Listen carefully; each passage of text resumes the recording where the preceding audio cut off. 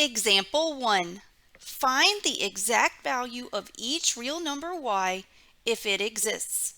Do not use a calculator. All right, so if you just scan through what I have here in example 1, we are plugging in various numbers to the inverse trig functions, and we're looking for the output, okay? So when you see these directions came out of your book, and they're going to be the same in MyLab Math. When it says find the exact value of each real number y, it is implying that you're dealing with a radian measure, okay? Because remember how these inverse trig functions work, and I'm going to write that up here. Inverse trig functions, you plug in a number and the output is an angle, okay? So basically, when you look at part A here, this is arc cosine. So this is the same thing as cosine inverse of 0, okay? You're plugging in 0 as your input, okay? And what's being returned is an angle, okay? And I'm going to elaborate on that in just a second, okay? But you need to keep in mind that every time you plug something into an inverse trig function, what is being returned, the output is going to be an angle. So when you give the answer here, you need to give the angle in radians, okay? If you need to give the angle in degrees, that will be stated in the directions, okay? So you've got to pay attention to what you're being asked to do, okay? All right, so let's get started here. Let's try to figure out what this value is going to be, okay? So again, we have the arc cosine of 0. We're trying to figure out what that value is going to be. It's going to be some angle. Okay, so we're plugging in 0. Okay, so how do we interpret this? Okay, so first of all, we need to check, is 0 a valid input? Okay, so I'm going to go back to my summary page, the one that I told you was uber important, this big yellow box. Okay, so for cosine inverse, here's the domain. Okay, I'm actually going to jot this down. Since I'm working with arc cosine, I'm going to write down its domain and range. Okay, so I'm going to write here for arc cosine or cosine inverse, however you want to refer to it. The domain is -1 to 1 inclusive, okay, and the range is going to be from 0 to pi inclusive, okay? So we already said we're plugging in 0. That's your x value. Okay, 0's in the domain. It's between -1 and +1 inclusive. That is a valid domain. Okay, the output is going to be an angle between 0 and pi inclusive. Okay, the way you want to interpret this expression, okay, cosine inverse of 0 is the angle between 0 and pi, which is the range, whose cosine is 0. Okay, this is what this is meaning. Okay, cosine inverse of 0, it is the angle between 0 and pi, which is the range, okay, whose cosine is 0.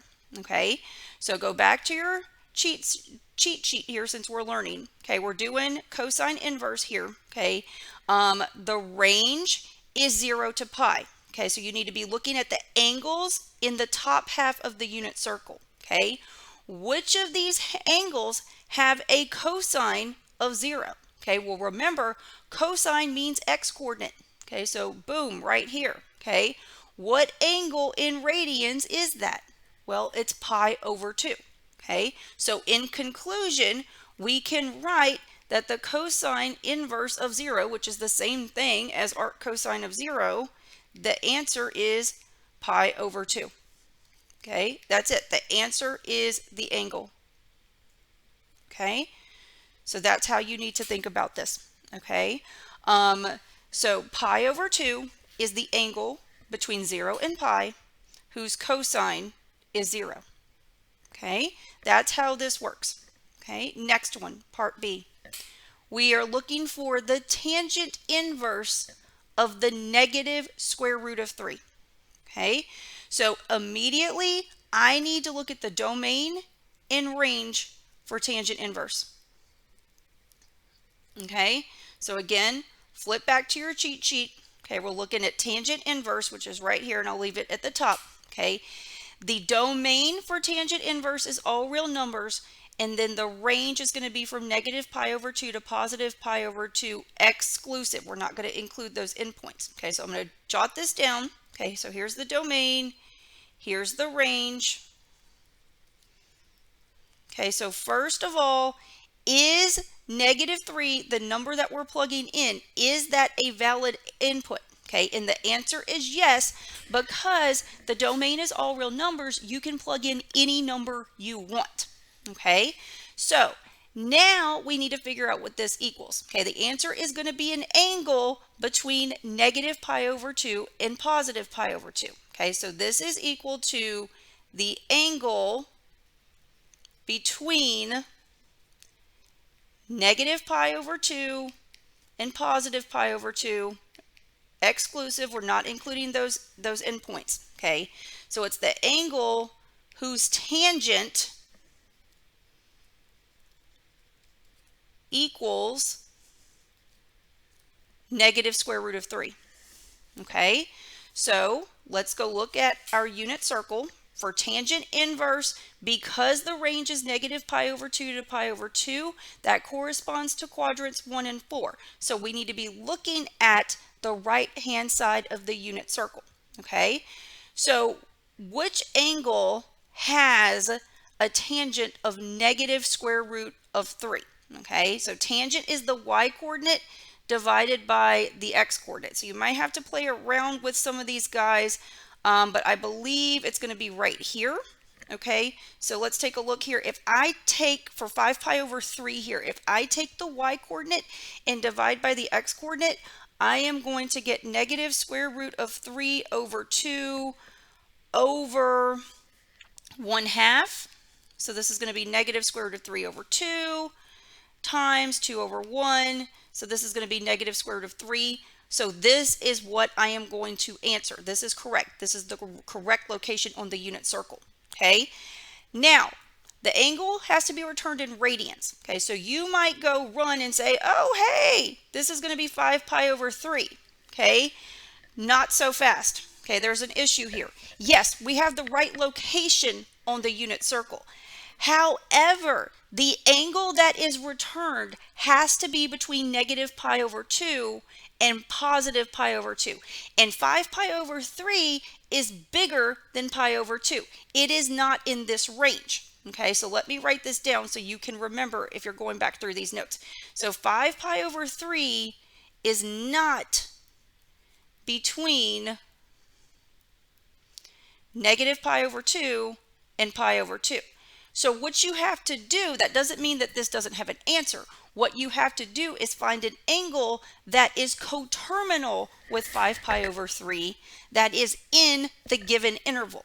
Okay, so when I look at this, okay, when I look at, if I go back to my unit circle, okay, if you look right here with coterminal with 3 pi over 2, that is really the angle negative pi over 2, and then up here is positive pi over 2. Okay, so basically you want to think of these negative angles. Okay, so basically what this is coterminal with, 5 pi over 3, is coterminal with negative pi over 3. Okay, and how you can get that is basically we're going to subtract 2 pi 1 revolution so that we end up in the same spot on the unit circle. So this is going to be 5 pi over 3. You can rewrite 2 pi as 6 pi over 3. And so you get negative pi over 3 as the result. Okay, so you can either tell that from looking at the unit circle, or if you needed to get the 5 pi over 3 and then subtract a revolution to come up with this answer. Either way, this is the answer. Okay, if you gave me 5 pi over 3 as the answer, it is incorrect. By definition, tangent inverse has to return an angle between negative pi over 2 and positive pi over 2. And 5 pi over 3 does not cut it. Okay, so the answer here is negative pi over 3. And again, that is the angle between negative pi over 2 and positive pi over 2, whose tangent is negative square root of 3. Okay, let's keep trying. This is exactly why part B here really exemplifies why the domain and range for these trig functions, or these inverse trig functions, is super important. Everything relies upon their domains and ranges. Okay, you have to know them. Okay, so looking at part C, we're trying to compute the cosine inverse of negative 1/2. Okay, so we already did a cosine inverse example here, so let's do another one. The more practice, the better. We said that for arc cosine or cosine inverse, the domain is going to be from -1 to +1 inclusive. The range is going to be from 0 to pi. Okay, so if you are trying to compute this cosine inverse of -1/2, what this is the angle, because inverse spits out an angle. It is the angle between here, okay, so between 0 and pi, whose cosine is -1/2. Okay, so for cosine inverse, the angle that is returned is between 0 and pi. So you need to be looking at the top half of the unit circle. Okay, so again, cosine inverse, you need to be looking at the top half of the unit circle. Okay, what angle in the top half of the unit circle has a cosine or x coordinate of -1/2? Well, right here. Okay, so this is going to be 2 pi over 3. Okay, so that is going to be the answer here. Okay, so here we go. We can go ahead and write down the cosine inverse of -1/2. It's just going to be 2 pi over 3. Okay, as soon as you find your angle, you're done. Okay, all right, moving on. Let's look at, in part D, the arc sine of negative square root of 2. Okay, so this is the same thing as the sine inverse of negative square root of 2.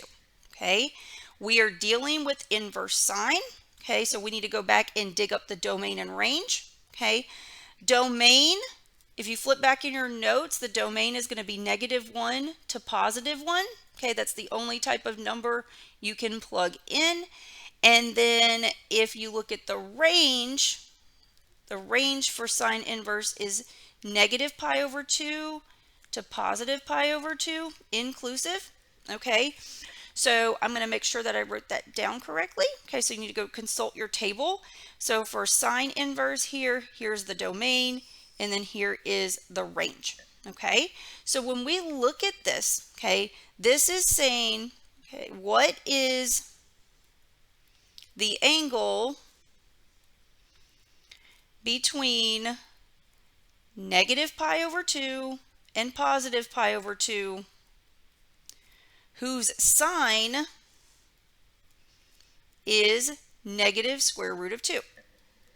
Okay, so on to the unit circle. Okay, if we go back to the unit circle, because the range is from negative pi over 2 to positive pi over 2, you need to be looking at quadrants 1 and 4. Okay, so we're looking here for sine inverse. Okay, if you look at this picture, which angle has a sine or a y coordinate of negative square root of 2? Okay, well, you don't see one. Okay, so you can't automatically jump the gun and say, well, it doesn't exist. Okay, maybe it's an angle that is not emphasized on the unit circle. Maybe it's something else. Okay, maybe you have to use a calculator. I don't know. Let's go think about it. Okay, well, first of all, you need to check, is this a valid input? You are plugging in negative square root of 2. Okay, and if you look at the, yeah, I have to use a decimal approximation, boo-hoo. I need to look at the decimal approximation of the square root of 2. Okay, look at that number. It's bigger than 1. So what you're inputting here, the input is approximately negative 1.41. Okay, so this is not a valid input because it's not in this interval. The input is less than negative 1.